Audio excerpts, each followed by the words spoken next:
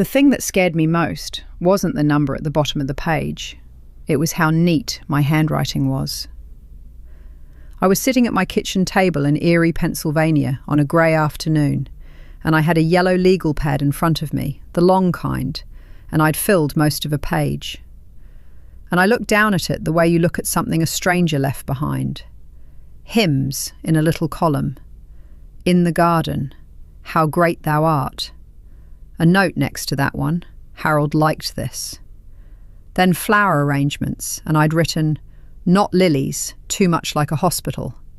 And then, further down, prices. Actual prices. I'd been on the phone that morning, if you can believe it, calling around, comparing, the way I used to price fabric. Pine is cheaper than oak. There's a payment plan. And I sat there and I understood, all at once, that I was planning my own funeral. And not because I was sick. I wasn't sick. I was planning it because it was the only thing left on my calendar, the only event I had coming. The one thing ahead of me was the end of me, and some part of my brain had gotten bored enough, or scared enough, to start organising it, choosing the hymns, getting a good price on the box. I'm going to tell you the whole thing, and tell it straight, because if I only give you the pretty part, you shouldn't believe me, and you won't. My name's Eleanor. I was 73 the afternoon I sat down with that legal pad. For most of my life, I was a seamstress, a dressmaker, alterations, that whole trade. I had a little corner in a shop on the west side of Erie for years, and before that I sewed at home while I raised my girl. I took in dresses, I let out seams, I put a hem where a hem needed to be, and I fixed the zippers nobody else wanted to fix. Fingers like sandpaper by the end of it. That was me. A useful pair of hands. And I buried my husband. His name was Harold, 44 years. He drove the same delivery route all those years, and he had this habit of humming when he read the paper. Not any song, just humming under his breath, and I used to think it drove me up the wall, and now I'd give a great deal to hear it. He passed 4 years ago. Just, his heart, in the night. And after that, the house went quiet, and it stayed quiet. It was the humming I couldn't get used to being gone. You'd think you'd miss the big things. It was that. But the legal pad. Let me get to the legal pad, because that's not even the deepest part of the wound. The deepest part has a name, and her name is Diane. Diane is my daughter, my only child, and I love her. I need to say that first. Because what I'm about to tell you sounds like a complaint, and it isn't. It's a grief. After Harold died, something in the way Diane talked to me changed. It got soft. Too soft, if that makes sense. She started talking about me the way you talk about somebody who's already part way gone. In the past tense, almost, even with me sitting right there. Mum did beautiful work. Did. Like the work was over. Like I was over. And she started managing me. That's the only word. She'd come over on a Saturday with these plastic bins and start going through my closets, my sewing room. Just organising, Mum, she'd say. Just getting things in order. For when the time comes. She never said that part out loud, but I heard it under everything. She took my mother's good sewing scissors. So they don't get lost, she said, to her house. I saw them there once, later, in a shoebox on her closet shelf with the lid on. My mother's scissors, in a box, with the lid on. And she didn't even know what she was doing. That's the thing that ached. She thought she was being a good daughter. To her, I wasn't a woman anymore. I was a schedule. So here's the question I couldn't put down, and I still can't, all the way. So I'll just hand it to you now, and you'll watch me come back to it. Will my daughter ever look at me and see a living woman with something still ahead of her? Or am I already, I don't even know how to say it right, am I already just a thing she's grieving ahead of time, quiet, on some schedule in her head? I didn't have the answer. I still don't have the whole one. But I couldn't sit at that table one more afternoon comparing the price of pine to the price of oak. So I did a foolish thing. Foolish, and the best thing I ever did. I still can't say which. Let me back up though, because you'll want to know how a 73-year-old seamstress from Erie ends up in a city in the Philippines called Ormoc. Ormoc City, on an island called Leyte. I couldn't have found it on a map, and I won't pretend I could. It was Katie put it in front of me, though she doesn't know that's what she did. Katie's my granddaughter. She'd set the little tablet up for me over a video call. Diane gave it to me so she could keep an eye on me, her words, and Katie was forever loading things onto it for me. This time it was a sewing channel, women showing how they finished a seam by hand, that sort of thing. "You'll like this, Gram." And I did. But that channel wandered the way they do, and one of them wasn't in a studio at all. She was on a porch somewhere warm, and behind her was this bay, grey-blue and calm, and fishing boats, and she had a needle going, older than me, and she sort of laughed and said she was still at it, still had a dress to finish before the fiesta, and then she kind of trailed off. That's all. Nothing you'd put on a wall. But I sat up.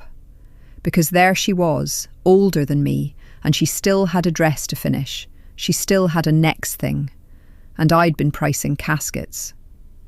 I didn't tell Diane until it was done. I bought a one-way ticket. One way. I sold most of what Harold and I had. Kept his watch and my thimbles, a little wooden box of them, some my mother's, and I kept the old machine. An old black Singer, cast iron, heavy as sin. The kind you could drop off a roof and it'd still stitch. I paid to have it shipped. Diane cried on the phone and said, "Mum, this is a breakdown. This is grief. You're not thinking straight." And I said, "Diane, honey, I have never in my life thought straighter." And she got quiet. And the quiet said everything about how far apart we'd drifted. Now, here's the rough part, plain, because a woman my age deciding to do a thing like this deserves it straight, not dressed up. The first few weeks in Ormoc almost sent me home. I mean it. The heat came at me like the air over a hot iron, and it never once lifted. A wet heat, it sits on you, gets in your chest. I'd shipped that machine and my 4 boxes to a little rented place off a side street, cement floors, a ceiling fan. And there's a thing here called a brownout. That's when the power just goes, no warning. The fan stops and the dark comes in thick and hot. And the first week it happened near every night, and I'd lie there soaked through. 73 years old, 10,000 miles from a single soul who knew my name. And I'd think, "Eleanor, what in God's name have you done?" I got sick too. So much fruit here, sweet mangoes that taste like candy, and pineapples. They grow them right near Ormoc, up the hills a ways. And I ate too much, too fast, like a child, and my stomach was not ready. I'll just say there were 2 days I spent on a cement bathroom floor in a country where I did not know the word for help, and I have not felt that alone since the morning of Harold's funeral. And there was one night, I'll tell you, because it's the bottom, and you ought to see the bottom before I show you the rest. Maybe my 3rd week. The power was out, and I had the booking page open on the tablet, the flight home to Erie, and I kept nearly pressing it. I'd get my thumb down close and stop. Back to Erie, back to Diane sorting my closets. I would rather have been boxed up alive by my own daughter than be free and alone in the dark. That's how low it was. I'm not proud of it. I didn't book it. And it wasn't that I toughed it out. Somebody knocked, is all. Soft. Her name is Manang Nitang. Manang is what you call an older woman here. It's respect.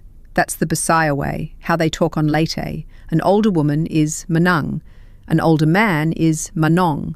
And you say it before the name. Nitang was the widow next door. Older than me even. Tiny thing. And she'd heard me.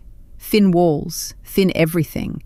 She'd heard the crying, this stranger she'd never met, and instead of leaving me be, like a sensible person, she came around with a little pot of soup, arroz caldo, a rice soup with ginger. They make it when you're poorly.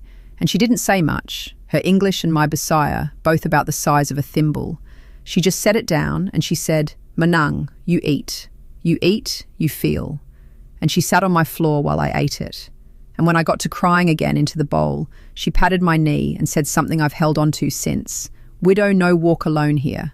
Too many of us." That's about all the English she had, and it was plenty. A woman I'd never met, sitting on my floor at night because a stranger was crying through the wall. Nobody had sat with me while I ate since Harold. Diane brought me food plenty of times, left it on the counter and told me to warm it up. Minning Natang sat down. That's where it started to turn. But it wasn't any one big thing. It was slow, and the turn was all little stitches, none of them worth a picture on their own. So let me give them to you. There's a market in Ormoc, the big public one, and it's got these stalls of fabric, bolts of it, cotton and the shiny stuff for fiesta dresses, ribbon, thread, and I found my way there the second week like a horse finds water. There's a woman there, sells fabric, Manang Vising, and the first time I stood at her stall, just touching the bolts, just running the cloth through my fingers the way I've done my whole life, she watched me do it, and she said, "You sew." Not a question. She could tell by how I held the cloth. And something in me, I hadn't been seen as a maker, as anything but somebody's poor, grieving mother, in 4 years. She saw it in 10 seconds across a fabric stall. And there's a driver, Manong Rufo. He drives a habal-habal, that's a motorbike. They put a longer seat on it, and you climb on the back and off you go. That's how you get around these little streets. He figured out fast the old American lady got lost, so he took me on. He learned where I went, that I liked to go down to Ormoc Bay in the late afternoon and watch the boats come in past the port and the water go pink. One time he took me all the way up to Lake Danau, this quiet green lake in the hills above the city, shaped like a guitar, they told me. And we just sat, and he didn't charge me for the waiting, only the ride. And he figured out I'm slow on my feet now, my knees are shot, so he'd pull that bike up close and steady it and wait, no rush, while I got myself situated. He never overcharged me, and he easily could have. I'd never have known the difference. His youngest had the measles one week, or the mumps, one of the two, I get them mixed, and I gave him a little for the medicine, and 2 days later he turned up with a sack of the sweetest mangoes, wouldn't hear of my saying no, said his wife wouldn't let him take from Manang Eleanor without giving back. The mango was hers, not his. That told me plenty on its own. Now I have to tell you the most embarrassing thing that has ever happened to me in 73 years, and I'm going to tell it on myself because it's fair, and it's funny now, and it wasn't a bit funny then. I decided I'd set up my machine, my old black Singer. I'd built up the nerve, I thought. I'll take in a little sewing, just to have something, just to have my hands busy. So I set it up on a table by my front window where the neighbours could see, proud as anything, and I plugged it in. Now this machine, I'd had a fellow back home put a modern motor on it, and I did not think one thing about the voltage, about any of that. I just plugged the American cord into the wall and stepped on that pedal. And the whole street went dark. I mean, the whole street. I'd blown something, a fuse, the wiring, I don't fully know. 3 or 4 houses gone dark all at once, in the middle of the evening. And I stood there by my window, absolutely mortified, sure I'd ruined myself with these people before I'd even started. And I could hear voices coming out into the street, and I thought, that's it, they'll run the old American off. And they were laughing. Not mean.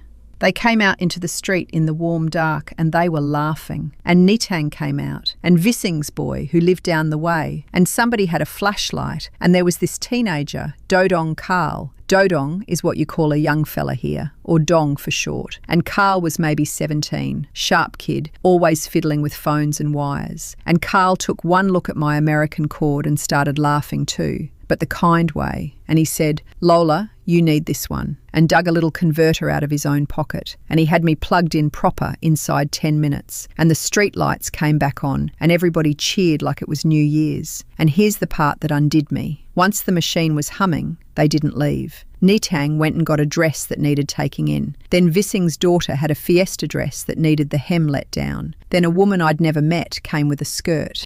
Half the barangay, that's the neighbourhood, lined up at my window that night because the old American lady who blew out the street turned out to be a seamstress, and there was a fiesta coming, and everybody's got a dress that needs letting out or taking in before a fiesta. Did you catch that?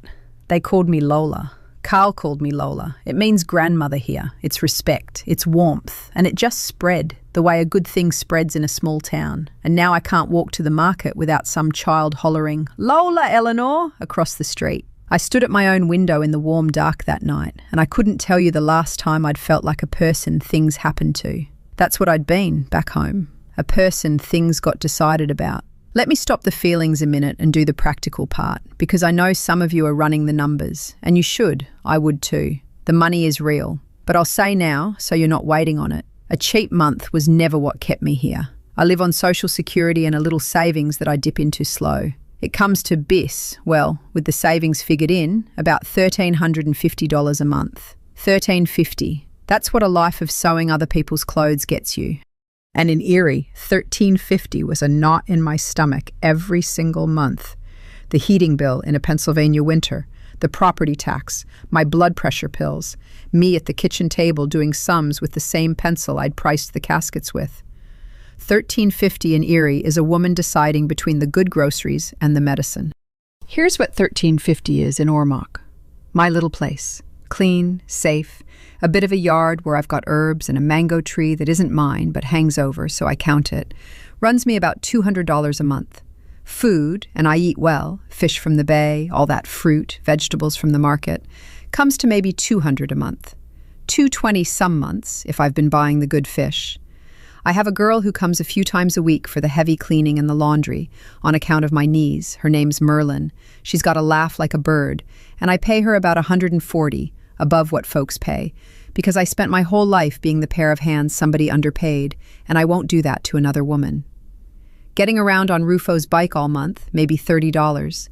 And when a cough settled in my chest and wouldn't leave, this was around Christmas, the first one here, I saw a real doctor, a good one, and the visit and the medicine together came to about $15. 15. I made him say the number twice. So run the tally. $200 for the house, $220 for the food, $140 for Merlin, $30 for Rufo's bike, and the odds and ends on top, somewhere around $600, $650 for a whole dignified life. And every month is a bit left over, which I still can't quite get used to. For the first time since Harold died, money left over. Me. The woman who was pricing pine because oak was too dear. And I want you to sit with one contrast, because it's the one that gets me right in the chest. That funeral I was planning at my kitchen table, with the hymns and the flowers and the box.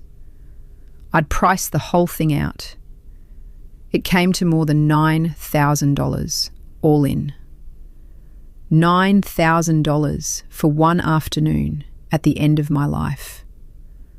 And here, for less than what that one day would have cost, I've been living. Months of it. More coming, I hope. Because here's the turn, and I need you to hear it right. It was never the cheap that held me. I could have found cheap most anywhere and sat in a nicer chair, being just as done with, just as alone, with a fatter bank account for the trouble. That is not what happened to me. What happened to me is that I got needed again. And I mean the real thing. There's a man here, a foreigner, older fella, Canada, I want to say, though I never got it straight. And I'll tell you about him, not to be unkind. He's been in the Philippines years and years, and he's got the cheap all figured out, knows exactly what everything ought to cost, and he'll tell you too, whether you asked or not. Sits at the same place by the bay most afternoons with a beer. And he's not a bad man, that's what I keep landing on. He feeds every stray cat that comes by that bar, keeps a sack of the dry food behind his chair, so there's plenty soft in him. It's just that when the bar closes, he goes home to nobody. He said to me once, he'd seen the line at my window. "How do you stand it, them always at your door?" Like it was a thing to be endured. And I didn't have an answer for him. I just felt sorry. All those years here, and he knew the price of everything, and nobody was waiting on him to come home. I went on home, where there were 2 dresses on my table somebody needed by Sunday. Because at my window, they line up. Not for free, I charge. A fair little price. And word got round, and now I've got what I had in Erie. A little alterations corner. Except this one's mine, and the shop can't close it out from under me the way the shop back home did. Natang brings her church dresses. There's a whole troop of girls getting ready for the fiesta, and their mothers send them to me because Lola Eleanor does a proper hymn. I let out the seams on a wedding dress for a girl whose auntie couldn't afford the shop in the city. Did it for near nothing, and she cried, and I cried, and Harold would have said we were a pair of watering pots. I am needed here, not managed the way Diane managed me, just plain needed. Do you know how long it had been since somebody was physically glad to see me come through a door? Vising lights up at the market. "Manang Eleanor!" and sets aside her best cloth. Rufo waves from across the road. And the Tang, if she hasn't heard my machine going by mid-morning, she knocks, just puts her little face round the door to see the old Americans up and about. Back in Erie, a whole week could go by and the only knock was the mailman, and half the time not even. Here, somebody's counting on the sound of my machine. They'd notice if it went quiet. I'd forgotten that was even a thing a person could have. But I told you at the start there was a question I couldn't put down, and I owe you the honest end of it, and I'm not going to hem it up neat for you. Let me tell you where things stand with Diane, my daughter. That first year we barely spoke. She thought I'd cracked up. A text here and there. I'd send her long messages, photos of the bay, of my corner, of the girls in their fiesta dresses, and I'd get back a thumbs up. One little thumb. And that ache, the will she ever see me question, I carried it right under the joy the whole first year. You get so you can hold both, the good and the sore spot, right there in the same chest. I'd never have believed that of myself before. Then something I didn't expect. You remember Katie, my granddaughter, the one who set up the tablet. She's 19 now. No, 20, she'd tell me. She just had her birthday. I keep doing that. Well, she started messaging me more, on her own. For a school thing at first, something about people who move abroad, immigrants, that sort of paper. And then, after the paper was turned in, she just kept on. Not for a school thing anymore, just to talk. And she'd tell me things she wasn't telling her mother, young woman things, and I'd sit out by my herbs at 6 a.m, her evening, and I'd just get to be her grandmother. From the far side of the world, I got to be a Lola the real way, the way that's about her and not about being sorted into a bin. And I think Katie said something to her mother, because a few months back, my tablet rang. Not a text, rang. And it was Diane, and her voice was funny, and she said, "Katie showed me your videos, the ones you send her. Mum, you look..." And she stopped, and then, "You look like yourself. You look like before." And then one of those pauses, a different kind than the old ones, and she said, "I didn't realise I'd been... Mum, I think I stopped seeing you after Dad. I'm sorry." I have waited a long time to hear my daughter say that, and I want to tell you it fixed everything, and it didn't. That's the honest part. We are not healed. There are a lot of years and a lot of soft past tense words between where we are and where a mother and daughter ought to be, and you don't cross that on one phone call. She still doesn't really understand what those plastic bins did to me, what it is to be cleared out while you're still in the room. Maybe she never fully will. But she called again last week, just to talk. About nothing. Her day, Katie, the weather in Erie. She has not called just to talk in years. And she asked, careful, like a woman testing ice on a pond, whether she and Katie might come and see it. The bay, my corner, the machine that blew out the street. It's not settled. She might not come, and I won't get my hopes all the way up. I did plenty of that at kitchen tables. But she asked to come see me. Not to sort me, to see me. And I'm going to be truthful all the way to the end, because you've come this far with me. It is still hard here. I miss a real autumn, the smell of it, cold leaves in somebody's chimney. I miss being understood in my own tongue without working at it. I had a birthday here too, turned 74 back in the spring. Quiet. Nitang brought a little cake with too much sugar, and we ate it on the step.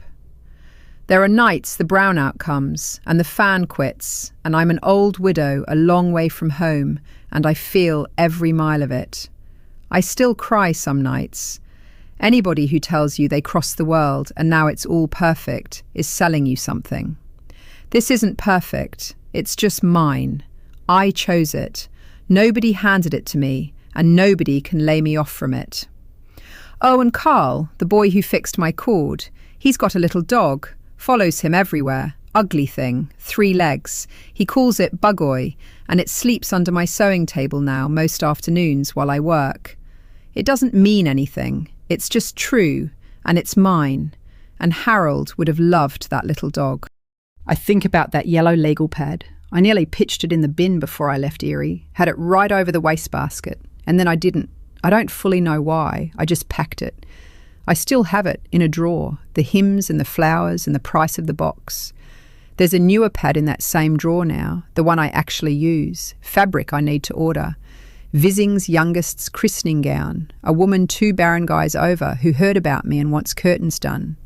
I ought to throw the old one out. I keep meaning to. I don't. I take it out sometimes and look at the price of that box and can't hardly believe the woman who wrote it was me. I thought once my useful years were spent, I was spent, and that was just wrong. Thank God. So let me ask you something, and I mean it. Have you ever caught yourself, quiet, on some grey afternoon, planning for the end because it was the only thing left to plan? Have you ever felt your own children start to grieve you a little too soon, while you were still right there in the room? I'd truly like to hear it. There's a whole lot more of us out there than you'd think from how quiet everybody keeps it. Leave it down below, and I promise you I read every single one. And if this landed on you, if you felt that thing in your chest, this is my friend Ruth Fisher's little channel. Ruth is the one who sits with women like me and helps us put these quiet, true stories into words, because so many of us have carried them alone too long. So stay a while if you like listening to our lives. Subscribe to Ruth, and I'll see you again.